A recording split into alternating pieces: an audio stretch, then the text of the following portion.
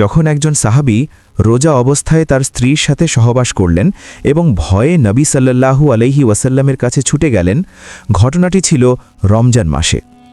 এক সাহাবী অত্যন্ত দুঃখ ও হতাশা নিয়ে মসজিদে নববীতে এসেছিলেন। তিনি চিৎকার করে বললেন, হে আল্লাহর রাসূল, আমি ধ্বংস হয়ে গেছি। নবী সাল্লাল্লাহু আলাইহি ওয়াসাল্লাম অত্যন্ত উদ্বেগের সাথে তাকে জিজ্ঞাসা করলেন, তোমাকে কি ধ্বংস করেছে?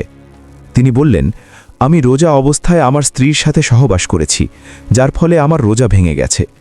নবী সাল্লাল্লাহু আলাইহি ওয়াসাল্লাম তাকে শরীয়ত অনুসারে তার পাপের কাফফারা দিতে বললেন। নবী সাল্লাল্লাহু আলাইহি ওয়াসাল্লাম জিজ্ঞাসা করলেন, তোমার কি কোনো দাস আছে যাদেরকে তুমি মুক্ত করতে পারো? তিনি কোনো উত্তর দিলেন না। নবী সাল্লাল্লাহু আলাইহি ওয়াসাল্লাম জিজ্ঞাসা করলেন, তুমি কি টানা 2 মাস রোজা রাখতে পারো?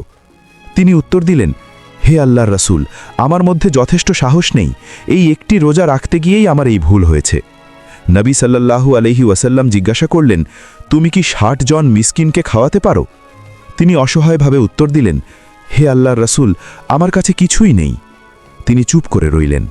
ইতিমধ্যে কোথা থেকে তার কাছে এক বিশাল ঝুড়ি খেজুর আনা হলো। তিনি লোকটিকে ডেকে বললেন, এটা নাও এবং দান করে দাও, যাতে তোমার কাফফারা পূরণ হয়ে যায়। লোকটি অবাক হয়ে বলল, হে আল্লাহর রাসূল, আমি কি আমার চেয়ে দরিদ্র কাউকে দান করব? আল্লাহর কসম, মদিনার এই 2 পাহাড়ের মাঝখানে আমার চেয়ে দরিদ্র ও অভাবী আর কোনো পরিবার নেই। এই কথা শুনে বিশ্বজগতের রহমত সাল্লাল্লাহু আলাইহি ওয়াসাল্লাম এত হাসলেন যে তার দাঁত মোবারক দৃশ্যমান হয়ে গেল। তিনি বললেন, ঠিক আছে, তাহলে যাও, তোমার পরিবারকে এটি খাওয়াও। অর্থাৎ আল্লাহ তাদের তওবা কবুল করলেন এবং তাদের ক্ষুধাও দূর করলেন।